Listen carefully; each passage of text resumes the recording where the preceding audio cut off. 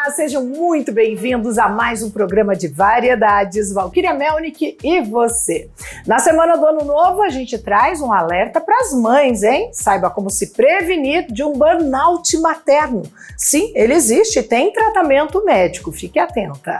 E você também vai saber como uma especialista como cuidar da sua tireoide, a glândula que possui muitas funções essenciais ao nosso organismo. E você também vai conhecer no quadro Adote um Amigo o Carvão. O Carvão é um lindo cachorrinho, gente. Ele está precisando demais de um lar. Pode ser o seu, não é? O Valquíria Melnick e você de hoje começa agora.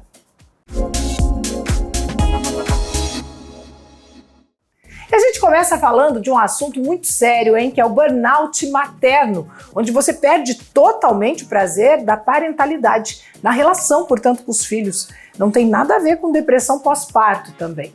Saiba quais as situações que aumentam esse nível de estresse e sobrecarga, levando a um adoecimento mental super grave, que pode inclusive levar a sérias consequências, como a violência infantil.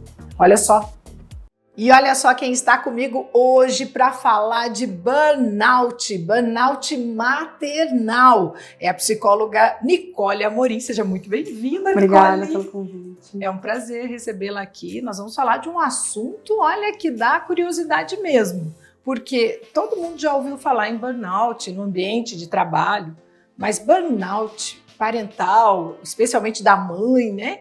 Eu queria que você nos explicasse um pouquinho sobre essa realidade. Valquíria, a gente tem uma dificuldade muito grande de reconhecer o trabalho do cuidado e o cuidado de uma mãe, de um pai, como um trabalho. Exatamente. Para começar a nossa discussão, a gente precisa considerar e pensar se a pessoa que dedica horas do seu dia amamentando, por exemplo, um bebê pequeno, passando as madrugadas em claro, cuidando da nutrição, da alimentação, da saúde, da roupa, do desenvolvimento. Quantas horas uma mãe, nos primeiros anos de vida, se dedica nesse trabalho?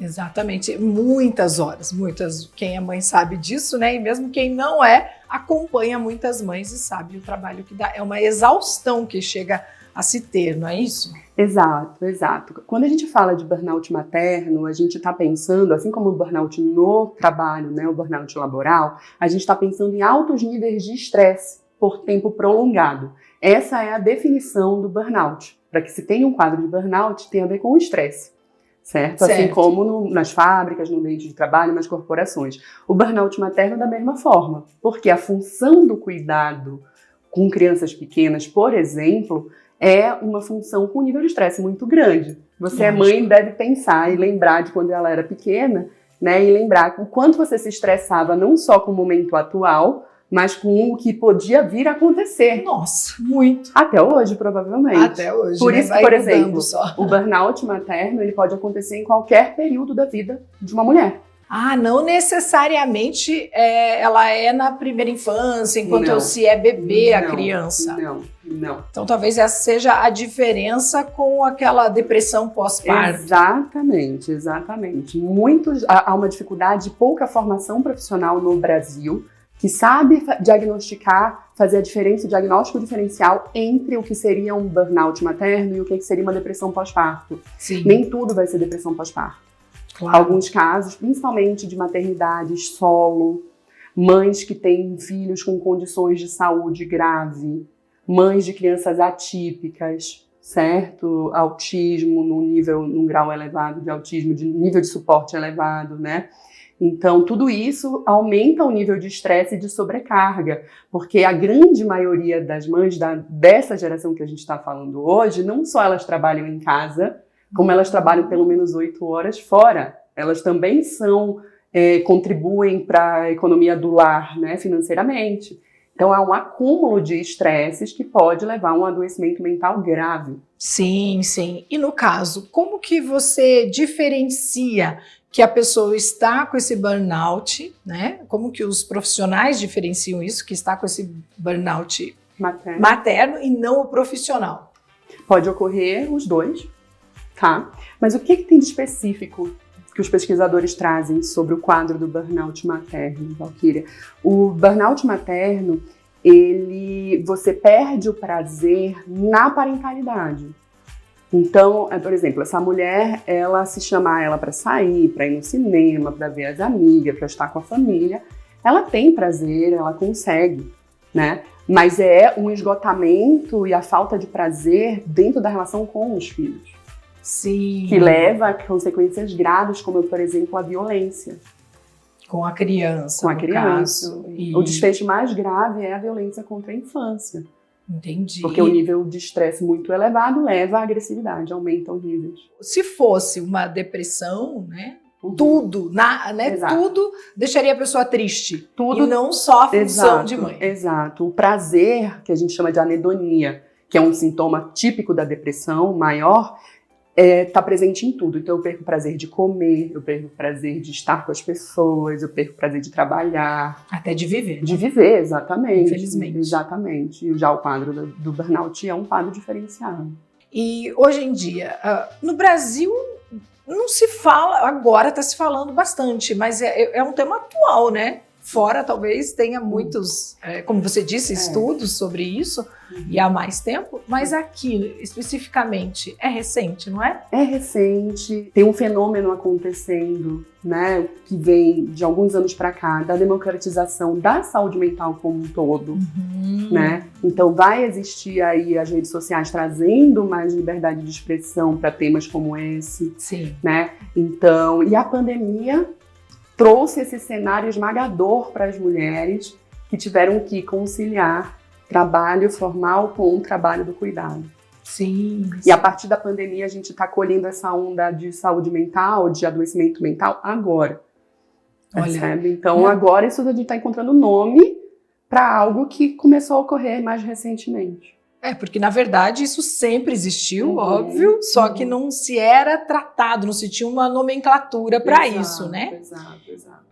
O fato da mãe ter burnout maternal não tem nada a ver com amor, né?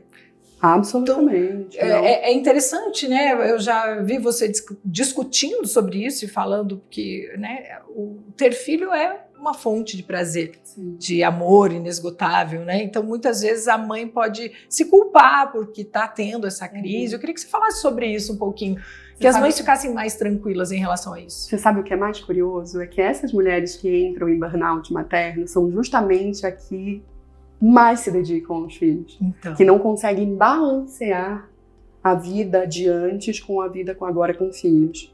São mulheres que se dedicam exclusivamente, sabe aquela coisa de queimar a largada. Então, no primeiro ano de vida do filho, por exemplo, eu vou viver pra ele, eu vou ser tudo, eu vou dedicar todas as horas da minha vida. E aí, de repente, essa vida passa a não ter mais nenhum outro prazer. Sim, então tem que haver um equilíbrio. Você acha que o caminho seria um equilíbrio, uma organização maior? O resgate, exato. Isso, na verdade, preventivo, né? Para quem ainda não entrou. Porque para quem entrou já com o burnout, quais são os caminhos para que você consiga, né, voltar a ser aquela mãe com equilíbrio, aquela mãe que também trabalha, que tem a alegria de estar nessa função de mãe? Justamente, a metáfora do equilíbrio também vale para o tratamento do burnout materno, né? A gente, diferente do burnout no trabalho, não é possível, né, vou pegar um atestado e vou ficar 15 dias, porque o burnout ele é uma condição que está inscrita no CID hoje. Então, existe afastamento do trabalho por burnout. Sim. No entanto, não dá pra gente pegar Não vou ser mãe por 30 dias, não existe isso. Então, o tratamento, ele envolve incluir prazer e reduzir o estresse na vida cotidiana. Sim. Entende? Então, é mais comportamental, de vamos fazer escolhas, ter mais apoio, abrir mão de algumas coisas. Sim. Né? Meu filho faz balé, minha filha faz balé, faz isso, eu passo o dia inteiro levando, vamos reduzir essas funções, vamos, por exemplo, dividir com outras pessoas para estar menos sobrecarregada e incluir atividades prazerosas. Uma vez por semana sair com uma amiga, atividade física sem dúvida, né? Não, tem e que ter ser, resgate da vida social, da autoestima. E precisaria também encaminhar para a medicação? Como que funciona dependendo do grau que tá? Já entrou numa depressão, alguma coisa do gênero? Em casos muito graves, a gente vai ver, como o próprio termo, né? Um apagamento. Essa pessoa, uma paciente em burnout grave, ela tá apagada. né? Ela está desvitalizada. Então, nesses casos, a gente já prevê um encaminhamento imediato para a psiquiatria, né? Para ajudar nessa regulação na neurotransmissão cerebral. Sim. E é isso que uma medicação psiquiátrica vai fazer. E você sabe mais ou menos a média de tempo para uma recuperação do burnout? A gente não tem evidência Materno, de média a gente não tem evidência de tempo de recuperação, mas quando a gente fala da farmacologia, por exemplo, né? A gente vai falar do acompanhamento psiquiátrico com medicação. No mínimo 6 meses de tratamento. Né? Isso é o básico da psiquiatria. Né? Claro. E dentro do consultório eu trabalho com essa evidência de no mínimo 6 meses de acompanhamento dessa família. Principalmente, eu não trato só a mulher em casos de burnout. Tá? Isso é um ponto. Todo mundo junto, exato, né? Envolvido. Quando chega uma mãe em burnout para mim, na próxima sessão já vem o marido, a companheira, a mãe, a família, porque senão a gente não tem, né, um trabalho em vão. Exatamente, não adianta, né? Você Não. fazer de um lado e em casa continuar todo aquele... Não, a família precisa ser educada sobre o risco que essa mulher está correndo. Bom, eu queria que você também, para a gente finalizar, atentasse, né, para alguns sintomas, para que as mulheres fiquem também de olho no como elas estão se sentindo, quais são os fatores principais do dia a dia delas que possam despertar aquela luz de vou procurar uma psicóloga, vou procurar a Nicole, por exemplo, para me orientar, vou procurar um psiquiatra, para que busque ajuda. Quais são os pontos que não podem passar despercebidos? O burnout, ele é uma doença muito rápida, não dá muitos sinais. Você acha que está tudo bem, de repente você tem um apagão. Nossa. De repente, eu tenho sempre casos muito emblemáticos no consultório, né, de paciente está vindo ao consultório e dorme no volante e tem um acidente de carro. Nossa. Né? Nenhum Então, aviso anterior, assim, por exemplo? Aí sim, é muito rápido, mas existem sinais que a gente tem que prestar atenção. Um cansaço crônico. Tá? Então, eu tô sempre cansada, eu tô sempre esgotada. Lembrando que o burnout é uma condição mental, mas isso tem indícios, por exemplo, no exame de sangue. Né? Você vê no hemograma completo, no exame mais maior, né, mais profundo, de sangue, que tá tudo desequilibrado, de vitaminas, de minerais, então queda de cabelo, enfim. Um bom médico também consegue diagnosticar burnout. E é um grande problema, porque a partir do momento que o bebê nasce, pergunta se essas mulheres estão fazendo check-up. Tudo é o bebê. Não tem tempo para tudo é o bebê, tudo é o filho. Né? Então, esse cansaço crônico, cefaleia é um bom sinal, é um sintoma muito presente, tá? Insônia. E essa perda de prazer, certo? Na parentalidade, de eu não suporto mais estar cuidando de criança, eu tô no limite. Os pais que estão em burnout, eles relatam muito isso, eu tô por um fio. E aí isso faz a gente pensar justamente no alto nível de estresse, o que não tem nada a ver com amor. E muito especial quem procura você e fala isso, né? Porque a maioria das pessoas não tem, muitas vezes, conhecimento que o psicólogo pode ajudar ou não tem a possibilidade de procurar um psicólogo e acaba entrando no burnout. E para além do estigma, existe a questão do estigma de eu não posso admitir para alguém que eu não suporto mais. Também. Aquele medo, né? Um autopreconceito do tipo, sou uma péssima mãe, eu não posso nem pensar sobre isso, né? Imagina, filho é uma bênção. E não é contradizendo isso. É dizendo que dá para amar e ter saúde. Com certeza, com certeza. E nós estamos nos tempos modernos, né? Nós precisamos nos adaptar, visto que a nossa realidade nos exige muito. E a gente quer ser mãe, a gente quer ter família, enfim. Então vamos cuidar da saúde, que é o que interessa. Sem dúvida. Muito, muito obrigada. Eu espero que você volte outras vezes para falar aqui sobre diversos assuntos, para ajudar quem nos assiste. E até a próxima. Muito obrigada, Valquíria. Imagina.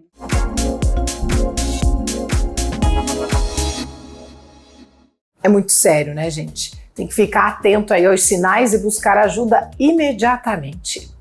Vamos ver agora a entrevista que eu fiz com a endocrinologista Daniele Zaninelli sobre as importantes funções que a tireoide tem e como garantir um excelente funcionamento do seu organismo com seus hormônios aí em dia. Olha só, presta atenção.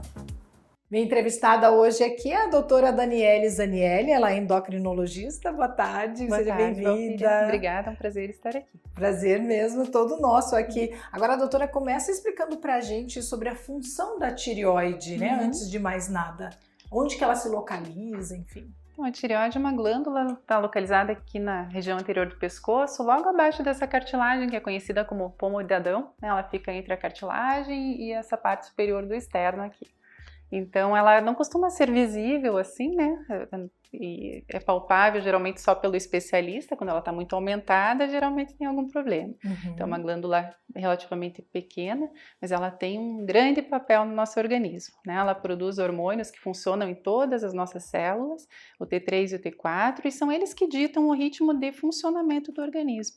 Então, são hormônios essenciais, eles têm que estar em equilíbrio, né, para que isso promova um crescimento, desenvolvimento normais, para que a fertilidade seja normal, para que a parte metabólica fique normal. Então, eles são importantes em todas as fases da vida. E para que a gente tenha, de repente, um desequilíbrio, a gente tem que estar monitorando de alguma forma e, claro, né, tratando isso, que seria, então, o hipotireoidismo, é isso? Isso mesmo, quando tem falta de produção hormonal, acontece o hipotireoidismo, né? E quando os hormônios são produzidos em excesso, nós chamamos de hipertireoidismo. Quem controla todo esse equilíbrio do hormônio da tireoide é a hipófise, que produz um hormônio chamado TSH, que é o hormônio estimulante da tireoide. Então, pela dosagem sanguínea desse hormônio, nós podemos saber, né, se essa produção hormonal está aumentada ou diminuída.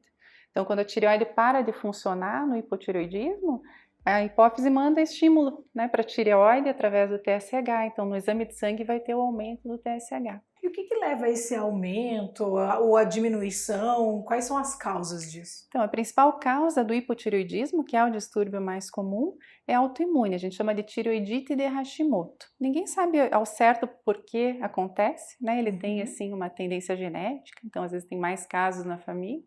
E o tratamento é simples, é com o hormônio da tireoide, né? Então esse hormônio a gente consegue comprar na farmácia, um hormônio igualzinho que a nossa tireoide produz. E o importante é sempre procurar atendimento médico, fazer um diagnóstico correto antes do tratamento, né? Pequenas alterações da tireoide podem acontecer por alguns motivos, como obesidade, por exemplo, o TSH sobe um pouquinho, então tem algumas alterações fisiológicas que acabam se corrigindo naturalmente. Então sempre tem que ter o diagnóstico bem certinho, bem definido antes do tratamento, nunca usar hormônio tireoidiano para emagrecer, né?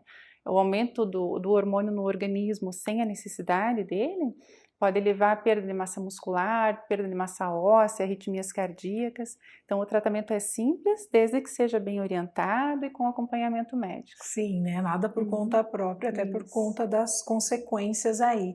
E então, quando não é algo temporário, como você falou, você toma esse hormônio para o resto da vida? Não? Como é? Isso é variável, né? Depende do grau de disfunção da tireoide, ela pode sofrer algumas inflamações também, que são as tireoidites. E essas alterações podem ser transitórias. No pós-parto é um período que acontece com uma certa frequência. Então pode ser que você precise do hormônio por um período determinado e depois deixe de precisar. Mas na maior parte das vezes, quando tem um hipotireoidismo bem definido, a necessidade realmente é para toda a vida. Se a tireoide passar novamente a produzir hormônio, tiver uma recuperação, isso vai ser visto nos exames, né, nas dosagens hormonais. Então a gente consegue ter uma pista disso, daí o médico vai avaliar e vai retirando a medicação à medida que tiver a indicação. Os sintomas principais da falta do hormônio tireoidiano, do hipotireoidismo, que é mais comum, são sintomas comuns no dia a dia, né? Queda de cabelos, cansaço, alteração do sono, intestino preso, pele ressecada. O ritmo do organismo fica todo mais lento. E esses sintomas se confundem muitas vezes com o próprio estresse, com o cansaço, por isso que é tão importante confirmar o diagnóstico antes de usar o hormônio de tireoide para esses sintomas, né? E no hipertireoidismo é exatamente o contrário. Então o organismo está produzindo muito hormônio e o ritmo então fica acelerado. Pode haver também queda de cabelo, tende a ter emagrecimento, apesar de aumento de apetite, pode ter perda de massa magra, de músculo, de massa óssea, né? O ritmo do intestino fica acelerado, a pessoa fica agitada, mas fica cansada ao mesmo tempo, pode alterar o sono.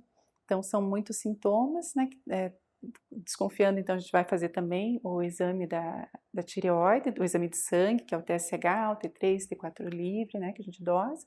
E daí o tratamento é o contrário, você vai usar medicamentos que fazem inibir a produção de hormônio pela tireoide. E aí, no caso, lógico, só vocês, né? Só os médicos que podem avaliar, não tem jeito. O ideal é o especialista, né? Se a pessoa não procura ajuda, existe como agravar? Existe esse risco? Com certeza. O hipertireoidismo não tratado, ele aumenta o risco, principalmente cardiovascular, né? Aumenta o risco de arritmias e a perda de massa óssea, perda de massa muscular, que muitas vezes é difícil depois de recuperar. Então, tem que ser sempre tratado. O hipotireoidismo pode causar alteração de memória, de concentração, que pode atrapalhar até as atividades assim, laborativas, né? Qualidade de vida fica ruim, a longo prazo aumenta o colesterol, pode aumentar também o problema de doenças cardíacas e até em casos extremamente graves pode levar ao coma, né? Então tem que receber sim tratamento. Sim, apesar de, como disse, não tem cura muitas vezes, Isso. mas tem como tratar, tem como controlar e viver com qualidade de vida, né, Com doutora? certeza.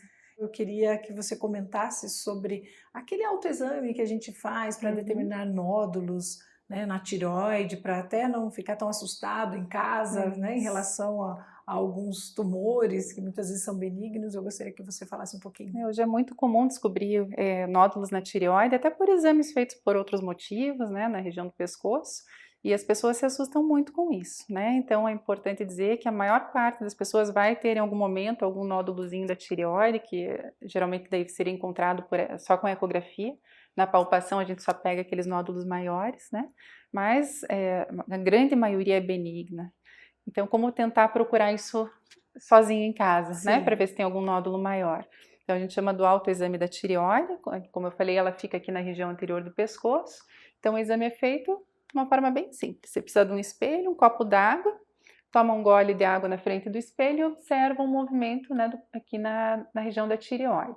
Então, se houver qualquer aumento de volume, qualquer alteração aqui que suba e desça enquanto você engole, pode ser um nódulo de tireoide. Aí você deve procurar um especialista, né, para confirmar se é isso mesmo, e aí ele vai pedir os exames necessários para fazer o diagnóstico. Olha que interessante. Boas essas dicas aqui pra gente. Doutora, muito obrigada. Até a próxima entrevista. Eu que agradeço, aqui com a gente. Valquíria. Até a próxima. Até a próxima.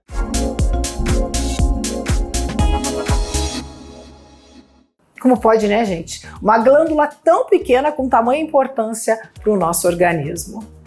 Vamos conhecer agora, gente, o carvão, que é um vira-latinha. Ele é muito fofo, ele está disponível para adoção e ele pode levar muita alegria aí para sua família, não é? Conheça!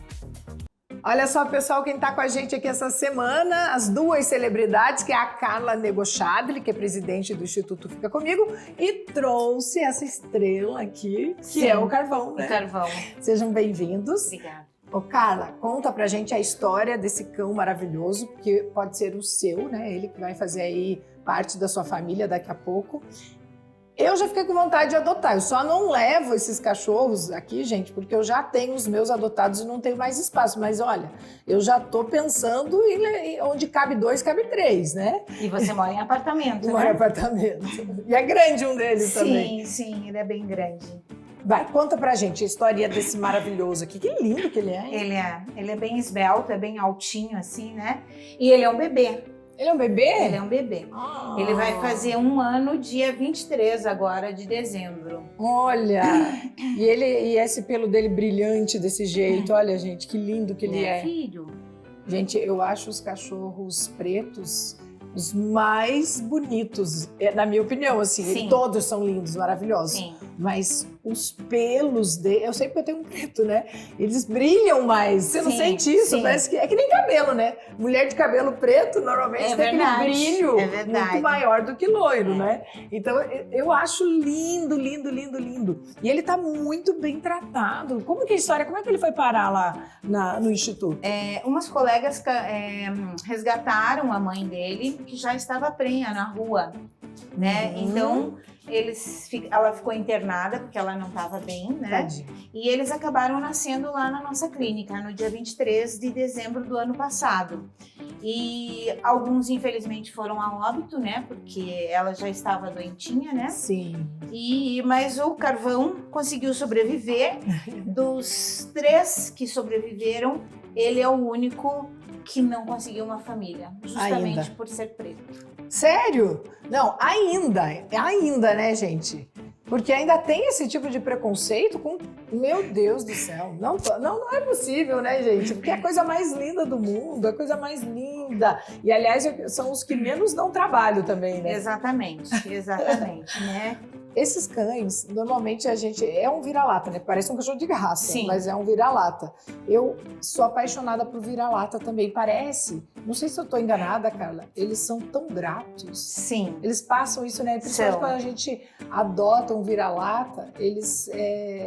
Gente, eles olham com uma carinha pra gente, como se fosse assim, muito obrigado por você me recolher. É um amor tão incondicional, né? Tão bom. Olha isso, gente. E o teu ambiente tem energia boa, porque ele tá relaxado. Pode dormir. Não, agora não, que você tá lá vendo seu futuro dono ou sua futura dona. Exatamente. Né? Já tá castrado, vacinado, Carla? Castrado, com todas as vacinas, tudo direitinho. Bom, o pessoal que se interessar aqui por esse lindo carvão, vai ligar, vai mandar uma mensagem ou ligar aqui para esse telefone que está aparecendo aqui. A Carla, a equipe dela faz a entrevista com você, porque para ver se o perfil do carvão tem a ver com você e vice-versa, né? Para que você fique feliz e o carvão também.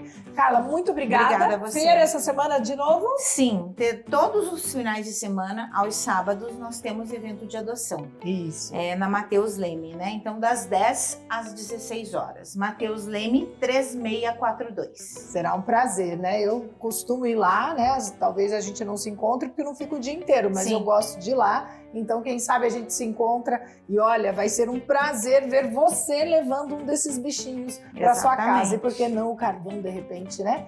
Daí você não precisa nem ir na feira. Exatamente. Maravilha. Obrigada, Carla. Parabéns mais uma vez. Tá? Obrigada pela oportunidade. Tchau, pessoal.